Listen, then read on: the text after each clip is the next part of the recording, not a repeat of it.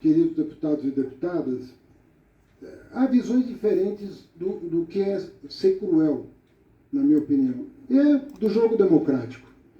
Você colocar 33 milhões de pessoas passando fome, para algumas pessoas isso não é cruel. Matar 700 mil de Covid, renegando a vacina e cortando o auxílio antes da vacinação, para algumas pessoas isso não é cruel.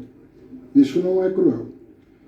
Deixar a tabela do imposto de renda 7 anos sem atualização não é cruel. Mais de 10 milhões de brasileiros passaram a pagar imposto de renda no governo Bolsonaro. Isso não é cruel. Não dá reajuste nenhum para professores de salário durante 4 anos, médicos, enfermeiros, na linha de frente do combate à pandemia. Para essas pessoas isso não é cruel. Cruel é cobrar imposto de bet, cruel é cobrar imposto de bilionário, cobrar imposto de banco e de especulador. Aí isso é cruel. Porque mexe com parentes, amigos. Agora a população que se lasque. O pobre que se lasque. Nós vamos dar a maior isenção a número de brasileiros da história desse país. Nós vamos terminar o mandato do presidente Lula dando isenção de imposto de renda para 20 milhões de brasileiros. 10 já estão contemplados pela atualização da tabela do imposto de renda. E mais 10, se os digníssimos deputados do PL, do PP, votarem no relatório do deputado Arthur Lira. Porque foi feita a promessa pelo governo anterior de isentar quem ganhava até 5 mil. Só que não foi cumprida. Isso não é crueldade. Isso não é crueldade. Para ganhar voto, prometer o que não vai cumprir, não é crueldade. Agora, tem um presidente que honra a palavra. Esse falou que vai. E mandou o PL para cá, já aprovado em comissão, e agradeço o presidente Hugo Mota por ter marcado a votação para quarta-feira da semana que vem, em plenário.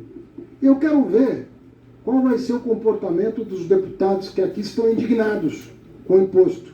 Se eles vão isentar 10 milhões de brasileiros, reduzir o imposto de outros 5 milhões... Tem que isentar todo mundo, né, ministro? Presidente. O senhor também me interrompeu. Presidente.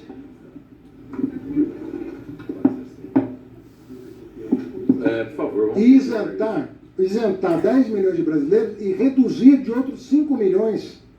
No total, em 4 anos, serão 25 milhões de brasileiros que ou vão ficar isentos ou vão pagar menos imposto de renda. Em troca do quê? Em troca de 141 mil que pagam hoje 2% de imposto, estão sendo convidados a pagar um mínimo de 10%. E esse país entra governo e sai governo e não toma as providências cabíveis. Agora, como é que você vai dar sustentação para o orçamento da saúde e da educação que foram cortados pelo governo Bolsonaro? 80 bilhões a menos no Ministério da Saúde, no meio de uma pandemia, gente. E o homem foi lá e cortou.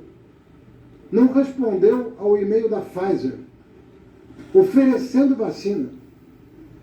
Eu cheguei a ver uma alta autoridade do governo anterior com a carta da Pfizer na mão, digital, dizendo, olha o que o Bolsonaro não quis. Eu que tive que levar lá para contratar um lote de vacina. É um negócio... Essa turma está falando de crueldade. Mas qual é a moral que esse povo tem para falar de crueldade? Nós vivemos o momento mais cruel da nossa história. E, inconformado com o resultado eleitoral, resolveu organizar um golpe. Golpe das organizações Tabajara. Que, graças a Deus, não todos pagaram pelo que queriam fazer com o país.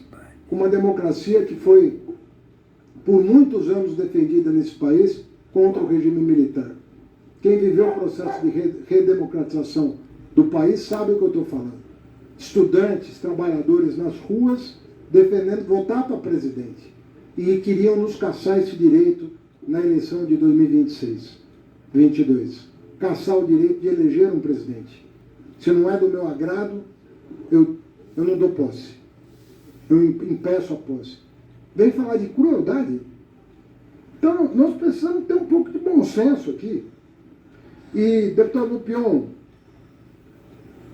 Roberto Neto falou, João Daniel, queria agradecer, dar boa tarde a vocês, porque eu prezo as pessoas, independentemente da sua posição ideológica, dizer que nós vamos negociar essa MP.